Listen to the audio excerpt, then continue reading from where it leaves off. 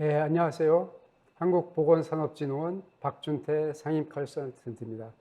오늘은 저희 유튜브 세션 세 번째로 제약 바이오 미국 FDA 인허가 승인을 위한 규제 이해에서 특별히 컨비네이션 프로덕트에 대해서 여러분과 함께 나누고자 합니다. 첫 번째는 FDA 관점입니다. FDA가 이제 요즘 컨비네이션 세럽 프로덕트에 대해서 특별히 FDA는 여러분이 아시다시피 프로덕트별로 따라가서 CDER, CBER, 그리고 Center for Device는 CDRH가 있습니다. 그래서 컨비네이션 프로덕트는 어떤 경우에는 CBER, 어떤 경우에는 CDER, 그리고 CDRH가 서로 연관이 되어 있는데요. 어느 센터가 리뷰하고 어떤 규제기관에 따라 가지고서 또 이게 디바이스냐 드럭이냐 바이오로직에 따라서 또 심사나 리뷰가 굉장히 많이 틀려집니다. 그것을 어떤 관점에서 FDA는 리뷰를 하느냐 심사를 하느냐 관점에 대해서 말씀을 드리고요. 두 번째는 여러분들이 회사에나 여러분들이 이런 컨비네이션 프로덕트를 준비를 하고 개발을 할 때 FDA의 그런 심사에 대해서 어떻게 준비를 하느냐 그 관점에서 한번 간단하게 하이 레벨 그런 관점에서 말씀을 드리고요. 그리고 마지막으로 몇 가지 케이스 스터디를 가지고 왔습니다. 여기 보면은 굉장히 이제 핫한 프로덕트고 블록버스터 프로덕트죠. 엠브렐 프로덕트라고 해서 이게 가령 류마티스라든지 그런 쪽에 굉장히 전 세계적으로 굉장히 많이 팔리는데 이미 이제 바이오시밀러 프로덕트가 나왔습니다. 여러분 아시다시피 바이오로직이나 드럭은 가령 제너릭 드럭이 나오거나 바이오시밀러 프로덕트 나오면 그 원래 제품은 아주 매출이 엄청나게 떨어지기 시작합니다. 그런데 이게 이제 엠젠에서 개발한 프로덕트인데 마지막 드럭 프로덕트의 컨테이너 클로저가 형태가 세 가지 형태로 개발을 했습니다. 첫 번째는 바이알, 두 번째는 프리필 시린즈, 그리고 세 번째는 오토 인젝터입니다. 이게 다 이제 디스포저블인데, 그런데 이 경우에 이제 여러분 생각에 어떤 게 컨비네이션 프로덕트 같습니까? 컨비네이션 프로덕트는 가령 오토 인젝터는 디바이스죠. 여러분이 하시기에는 그 안에 이제 엠브렐이라는 그 항체 퓨전 프로테인이 리코미넌트 퓨전 프로테인이 들어가 있죠. 그러니까 컨비네이션 프로덕트이기 때문에 디바이스 관점, 그 바이오로직 관점에서 리뷰를 해야 되고 맨 안쪽에는 그 엠브렐 그 프로덕트가 바이알에 들어가서 솔루션을 들어갔습니다. 이것은 사실은 바이알에 글래스 바이알에 들어가 있기 때문에 컨비네이션 프로덕트가 아닙니다. 그럼 가운데 프로덕트는 그 프리필 시린지에 들어가는데 시린지는 디바이스입니다. 그래서 사실은 엠브렐 프로덕트가 프리필 시린지에 들어가는 것도 컨비네이션 프로덕트에 대해서 CDER와 CDRH가 리뷰를 합니다. 그럼 누가 그것을 리뷰를 심사를 주도를 할까요? 그리고 또 어느 과정을 가질까요? 그리고 디바이스는 여러분 아시다시피 ID로 갑니다. 그래서 그 규제가 완전히 틀리고요. 바이오로직이나 드럭 같은 경우에는 요즘 오비시티 드럭이죠. 그러니까 비만약 같은 요즘 GLP 드럭은 스몰 몰레큘의 합성 신약인데 펩타이드죠. 그런데 그것이 프리필 시린지나 디바이스 이렇게 오토 인젝트로 나옵니다. 그것도 이제 컨비네이션 프로덕트거든요. 그런 경우에 어떤 NDA 프로세스로 아닌 BLA 프로세스가 안 되지. 상당히 틀려지기 때문에 그런 관점을 좀 여러분과 함께 나누고자 합니다. 컨비네이션 프로덕트는 그 FDA 코드 오브 페더럴 레귤레이션 로입니다. 그 21 CFR 3.2에 되는데 여러 가지 형태의 컨비네이션 프로덕트가 있습니다. 드럭하고 바이오로직. 그래서 대표적인 게 그 유한양에 허가받은 그 허가받은 그 합성신약 프로덕트에다가 항체가 들어간 거, HLV가 현재 개발 중인 그것도 스몰 몰레큘 드럭에다가 또 항서 제약의 항체가 들어간 프로덕트가 이제 드럭하고 바이오로직의 대표적인 컨비네이션 프로덕트고, 드럭하고 디바이스가 들어간 거 각각 말씀을 드렸지만은 오비시티 프로덕트인 그 GLP-1 프로덕트는 지금 핫한 프로덕트죠. 그게 디바이스에 포함되어 있죠. 그게 오토 인젝트라든지 그런 데고 있고요. 바이오로직하고 디바이스는 아까 얘기하신 엠브렐 케이스고요. 바이오로직 드럭 디바이스가 다 포함되는 경우가 있습니다. 여러분 오늘은 지금 아직은 얘기 안 했지만 엔티바디 드럭 컨주게이트가 당연히 이런 케이스예요. 엔티바디에는 바이오로직이 엔티바디고요.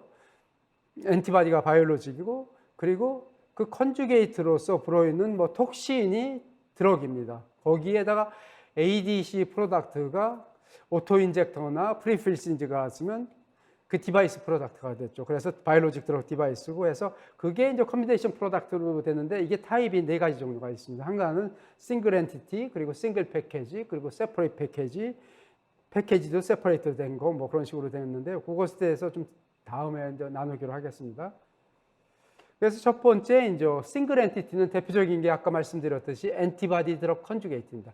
엔티바디와 그 바이올로직과 드럭이 하고 링커인 스몰 몰레큘로 합성되어 있고 하나로 딱 물질이 되어 있죠. 그리고 또 하나는 이러한 그냥 엠브레 같은 그 휴전 프로테인이 뭐 프리필 시린지라든지 오토 인젝트에 들어가 있으면 그것이 하나의 프로덕트가 되죠. 또 하나는 이제 이건 완전히 디바이스 CDRH에서 리드를 하는데 그 메탈 메쉬 코티드 돼 있는데 거기에 패시텍솔이죠. 텍솔 그 항암제죠. 스몰 몰레큘 항암제가 포함되어 있는 경우, 그 경우에 이제 항암제가 서서히 그 혈관 내에 그것이 삽입이 돼가지고 서서히 릴리스가 됩니다. 그래서 항암 치료제를 하는데 이게 과연 디바이스에서 리뷰를 하느냐, 그 시더에서 리뷰를 하느냐 그런 이슈가 있죠. 그게 이제 FDA 관점이고요.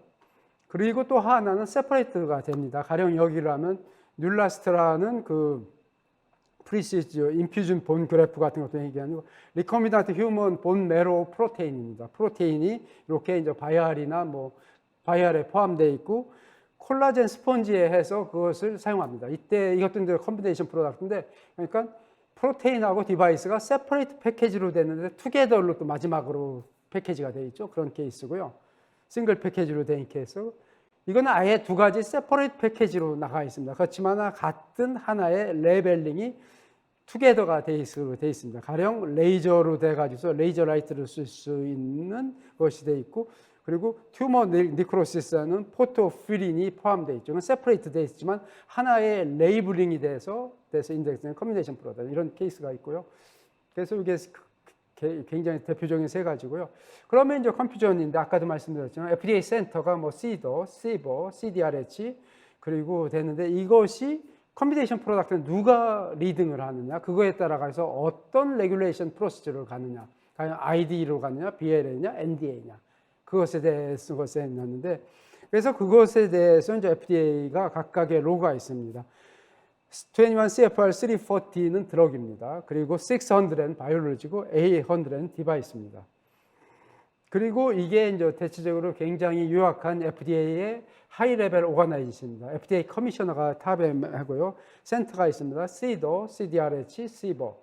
그런데 커미셔너 안에 센터 레벨에 오피스 오브 커뮤니케이션 프로덕트가 있습니다. 여기에서 일종의 게이트키퍼죠. 관문 역할을 하는 것이 커뮤니케이션 프로덕트의 관문 역할을 하는 것이 오피스 오브 커뮤니케이션 프로덕트 그 오피스입니다.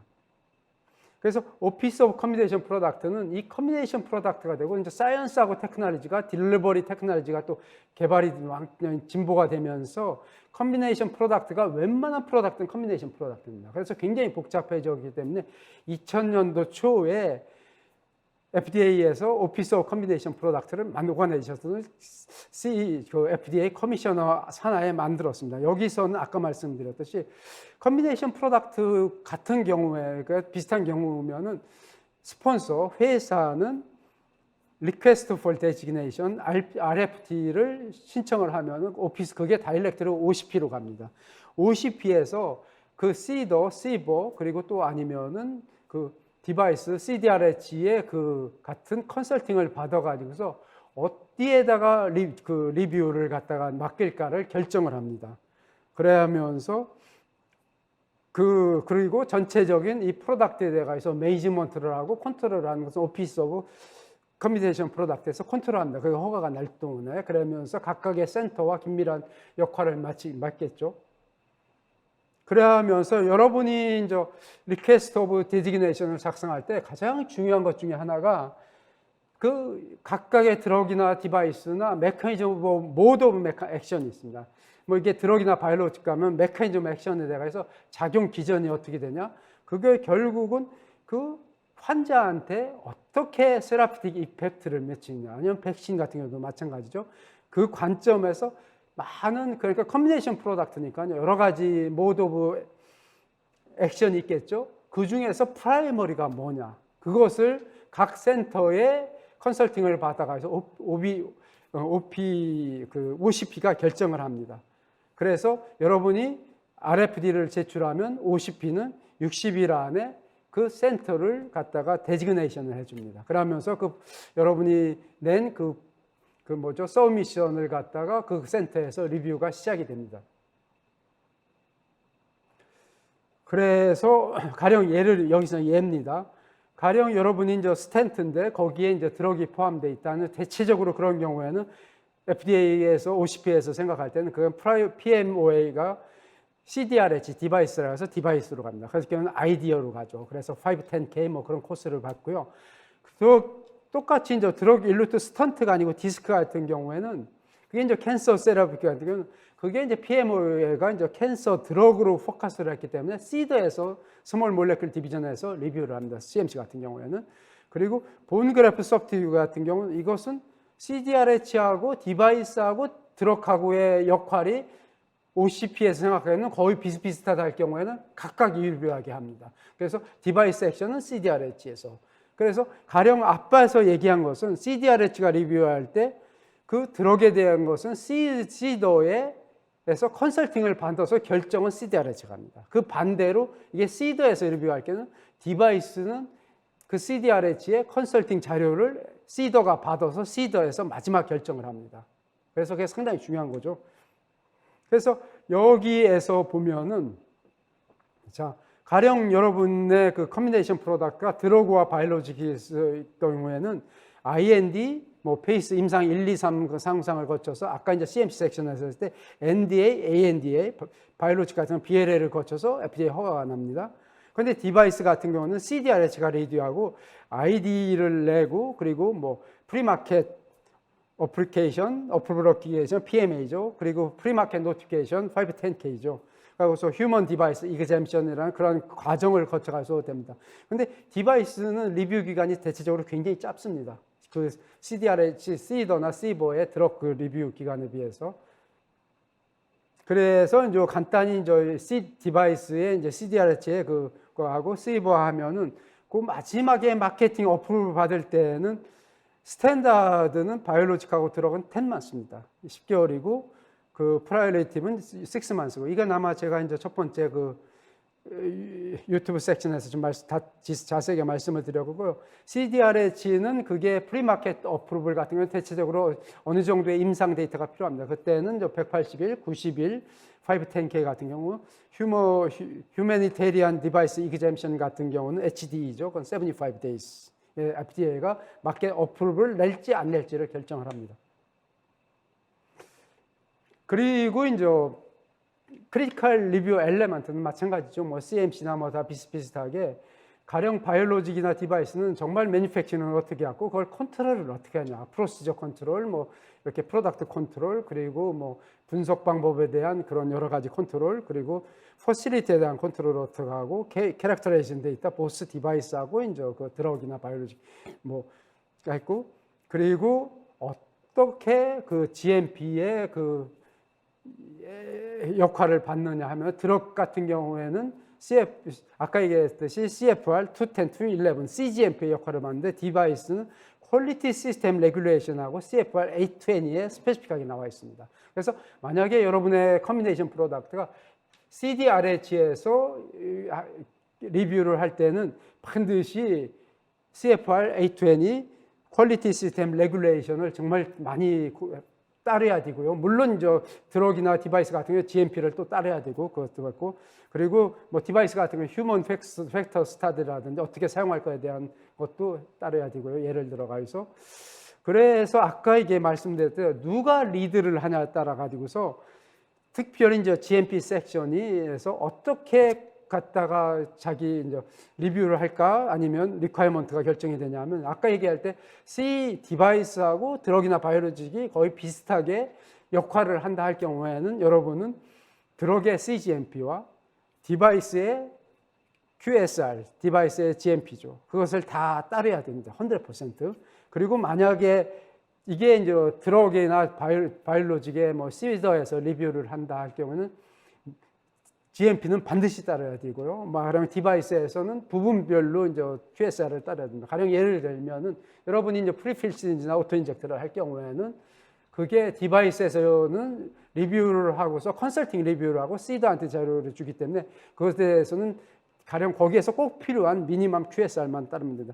반대로 디바이스 할 경우에는 마찬가지로 QSR이 메이저 그 GMP나 그거에서 생산의 그 기본이 되고요. 그것에서 다른 드럭이나 디바이스는 some 파트에 드럭 GMP가 가령 예를 들어가 있어 여러분이 이제 커뮤니케이션 프로덕트인데 이게 사람 몸에 인젝션 되지 않는 경우에는 거기에서 사용되는 리커미넌트 프로테인 같은 경우는 GMP가 상당히 약화되겠죠. 오히려 컨트롤 부분만 되겠죠. 컨테미네이션이나 그런 쪽은 좀 많이 그렇게 고려를 안 해도 되고요. 물론 컨테미네이션 되면은 그게 이제 그 드럭이나 바이올로직의 프로덕트의 퀄리티에 영향을 미칩니다. 그래서 그런 관점에서만 생각을 해주시면 되고요. 그리고 휴먼 팩터 스터디입니다. 이것은 주로 이제 디바이스에 주로 많이 해야 되는데 이것은 환자가 실질적으로 어떻게 사용하는에 대한 것에 대한 그 스터디를 해야 된다는 것을 FDA에서 얘기하는 겁니다. 그래서 이 디테일한 것은 저도 디바이스 전문이 안 와가지고서 이것은 FDA 웹사이트에서 저도 가져왔겠습니다. 자세한 것은 디바이스 컨비네이션 프로덕트의 FDA에 굉장히 많은 자료가 있습니다. 그리고 여러분이 거기 보면 심지어는 유튜브도 많이 나와 있고요. 많이 착용을 해보시고 만약에 여러분께서 이제 이런 휴먼 팩터 스터디나 디바이스에 대해서 더 많은 이런 컨설팅이 필요하다 하시면은 한국보건산업 중에 이제 디바이스의 그 단이 있습니다. 그 의료기기 단이 있는데 거기에 이제 여러 가지 이제 전문가들이 많이 포진을 해서 저랑 비슷하게 그런 컨설팅을 해주기 때문에 저희가 그런 쪽으로 또 연결을 해줄 수도 있습니다.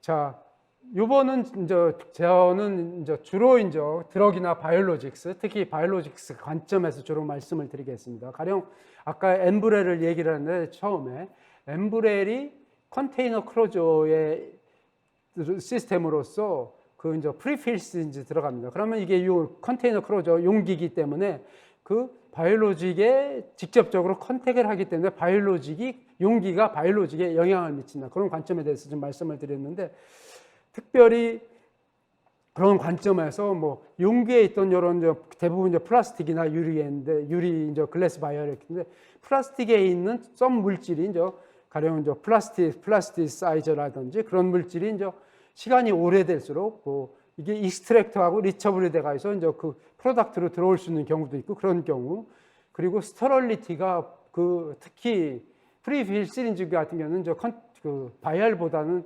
스터럴리티가 좀 문제가 되거든요. 그게 어떻게 쉘프 라이프 2년, 3년간을 갖다가 스터럴리티가 보관이 된다든지 그리고 또 프로테인 릴리스나 그리고 인유스 스테빌리티는 결국 컴패티빌리티가 해서 여러분이 이 프로덕트가 가령 엠브렐이 갔을 그게 프리필 시리즈 있을 경우에 대체적인 환자가 자체가 본인이 인젝션을 합니다. 그럴 경우에는 그 사람이 그게 오도시인데 갈 경우에 보통 한 달치, 두 달치를 병원에서나 약국에서 타가거든요. 사가면은 그때 어떻게 컨트롤하는지. 만약에 환자가 한 달간 여행을 간다.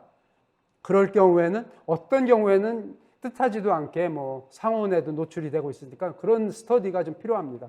그래서 최소한도 상온에는 우리 제품은 24시간, 48시간, 이틀 이상은 익스포즈를 하지 말라 하는 그러한 것들이 이 레이블링이나 그 인설트에 다 나와 있어야 됩니다. 그런 것이 그 자료에 의해서 결정이 됩니다. 얼마만큼 프로덕트 퀄리티나 바이올로지컬 액티비티가 유지되나 하는 거 그런 관점에서 좀 생각을 해보시고요. 그래서 케이스 스터디로 넘어가겠습니다. 다음으로 이게 ID입니다. 그 CDRH에서 리뷰를 해서 CDRH에 여러분이 냈습니다. 그래서 여기에서 사용하는 물질이 라이센스드 바이올로직입니다. 가령 예를 들면 엠브렐입니다. 아니면 레미케다 흉비라요. 그래서 새로운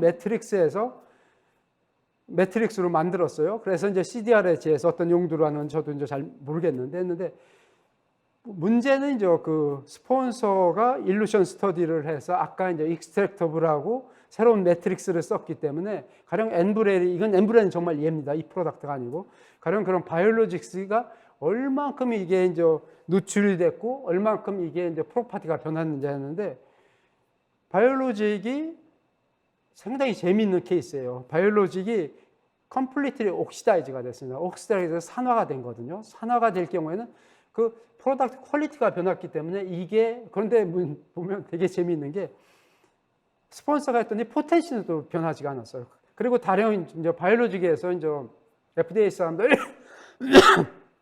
에그리데이션에 대해서 상당히 좀 민감하게 작용을 하는데, 그런데 FDA가 상당히 민감하게 작용을 하는데 에그리게이션이 되면은 이 프로덕트의 바이올로직 항체가 사이즈가 15만에서 30만, 45만 3개가 합쳐지면 그렇기 때문에 임뮤노지가 되는데 어떤 경우는 포텐시에 영향을 안 미쳐요. 그래서 포텐시가 영향을 안 미쳤는데 결국은 이 CDRH에서 이 디바이스를 된 그 컨비네이션 프로덕트를 허가를 내지 않고 컴플리트 리스판스를 했습니다.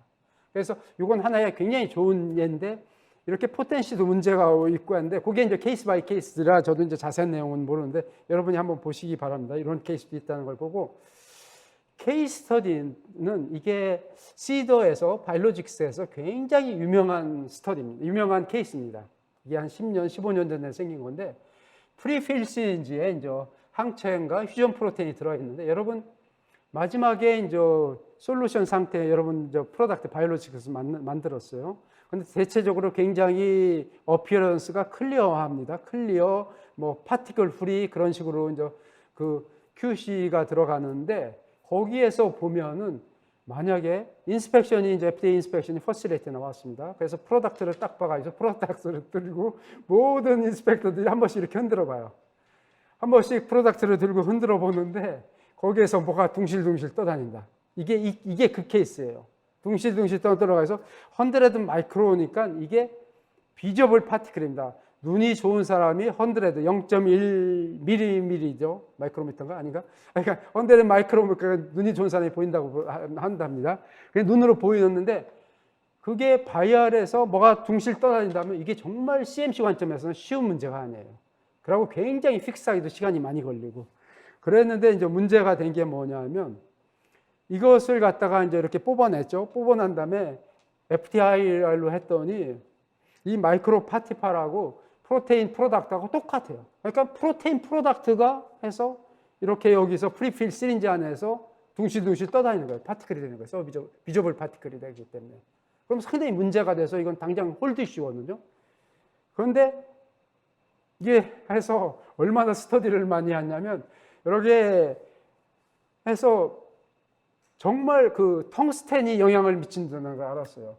근데 여러분 텅스텐이 언제 쓰이는 줄 아세요? 프리필 시린지에서. 프리필 시린지를 이제 가령 이제 뭐 글래스로 만들지 않습니까? 대부분이 요즘 뭐 일본이 나오는 나라에서는 그걸 뭐 플라스틱으로 사용을 하는데 그걸 글래스로 프리시린지를 만들면 거기에다 이제 주사바늘을 꼽습니다. 꼽는데 그걸 꼽는 게 아니고 꼭 그걸 상당히 온도를 높여가지고서 이게 달고 가지고서 하는데 그걸 구멍을 뚫는데 그 구멍을 뚫는데 사용하는 게 텅스텐이에요. 그런데 그 텅스텐에서 사용해서 그 남고 그 다음에 시린지는 바늘이죠. 주사바늘 스테인리스 스틸 바늘일 거 아니에요. 그런데 텅스텐이 남아있던 거예요. 그걸 발견한 것도 난 기가 막히더라고요. 그런데 이 회사가 그걸 발견해서 텅스텐 파티클을 하고 딱 했더니 이게 거기다 프로테인을 했던 딱 매치가 되는 걸 알았어요. 그리고 다른 스펙트로스코피, 뭐 EDS, 에너지 디스솔프, 요즘 뭐 분석 방법이 워낙 많이 발전해서 이건 15년 전, 20년 전 얘기인데 린다 나이가 이름이 나왔으니까 MJ 케이스인데 그런데 여기 W가 텅스텐입니다. 텅스텐이 딱 뜬 거예요. 그러니까 여러분 생각해 보세요. 회사에서 텅스텐이 발견됐는데 그걸 어떻게 추출하고 정말 놀랍더라고요. 그게 왜냐하면 그 프리필 시린지를 만들 때 그 텅스텐을 위해서 구멍을 뚫고 그건 버리고 거기다가 바늘을 꼽아 놓은 건데 그게 남아 있어가지고 그게 클리닝을 안 해서 텅스텐이 남아 있었는데 이게 문제가 되어서 뭐가 되냐면 이런 게 둥둥 떠나니까 엄청 고생을 했죠. 결국은 이게 이렇게 남아 있다는 것을 표시를 한 겁니다. 여기 보면은 이게 여기 이렇게 나오는 게 그 바늘이 있는 구멍이에요. 그러면서 텅스텐이 이런 파티클이 생기고 그러면서 스펙트로스코피로 W가 텅스텐이 이게 엘리먼트 어널리시스도 텅스텐 그 물질이 원소가 엘리먼트가 발견됐다는 얘기인데 그래서 이제 이것이 돼가지고 결국은 이제 드럭 프로덕트 여기 나와 있는 그림에 나와 있는 프리필 시린지에 있는 것에 영향을 미쳐가지고 프로테인 산화가 된 거예요. 아까 그 첫 번째 케이스 스터디에서 제가 프로테인이 산화가 된다고 했죠. 옥시데이즈 된 거예요. 텅스텐에 의해 가지고 여러 가지. 그런데 그게 결국은 60% 에그리게이션을 만들었고 그 에그리게이션 자꾸만 저 쉘프 라이브에서 커지니까 나중에 둥실둥실 떠다니는 거예요. 눈에 보일 정도로. 그래서 그 다음부터는 여기 볼 때 그 시린지에 프리필 시린지에 구멍을 뚫는 것을 텅스텐을 안 쓰고 플라티늄을 썼습니다. 백금을 쓰게 됐고, 그리고 또 어떤 경우는 처음에는 뭐 그러면서 이거 텅스텐 스펙을 갖다 집어넣어야 되는데 사실은 이게 그거보다는 차라리 텅스텐을 플라티늄을 바꾸는 게 쉽죠. 그런데 이게 굉장히 간단한 케이스인데 이 문제를 해결하는데 엄청나게 큰 글로벌 제약회사가 엄청나게 많은 시간과 저기를 썼습니다.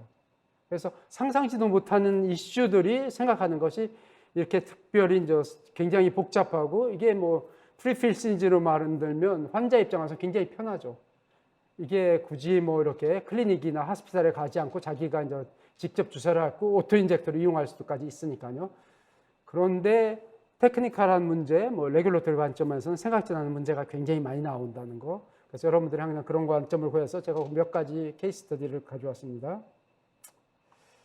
자, 결론을 말씀드리면 컨비네이션 프로덕트는 정말 규제도 힘들고 테크니컬 관점에서도 여러 가지 문제가 정말 생각지도 않은 문제가 많이 나옵니다. 그래서 여러분들께서 굉장히 고민을 많이 하시고 또 준비를 많이 하시고 또 전략적으로 좀 생각을 해야 될 것 같아요. 이런 경우 나오면 어떻게 생각을 할까?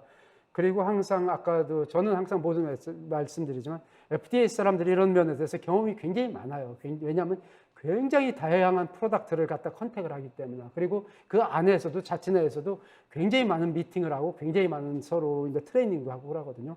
그래서 FDA하고 하는 것도 하고 CGMP 이슈도 이제 그 인스펙션에서도 얘기했지만 상당히 문제도 많이 되고 그 컨비네이션 프로덕트는 뭐 생각지도 않은 휴먼 팩터 스터디 같은 것도 반드시 해야 되고요. 여러분이 프리필 시린지를 개발하면은 그 스터디를 내야지 나중에 막 BLA에서 그게 없다 하면은 여러분 아마 그 CR을 먹을 확률도 있어요. 그렇기 때문에 이제 마지막 컴퓨터에서만 그러면서 오늘 뭐 마치고 자 제가 해외 제약 전문가로서 컨설팅을 해주고 있습니다. 그래서 여기 나온 저는 이제 드럭이나 이제 바이오로직에 대해서 이제 컨설팅을 많이 하고 또 다른 쪽에서 또 임상 또 비임상 톡스 독성 스터디 있지만 디바이스 쪽은 또 한국보건산업진흥원은 의료기기 그 단도 있어서 그쪽도 전문가들을 많이 포섭하고 있으니까 보건산업진흥원에 많은 이게 더군다나 무료 서비스이기 때문에 몇 번도 할 수 있으니까요. 많이 신청을 해주시기 바랍니다. 감사합니다.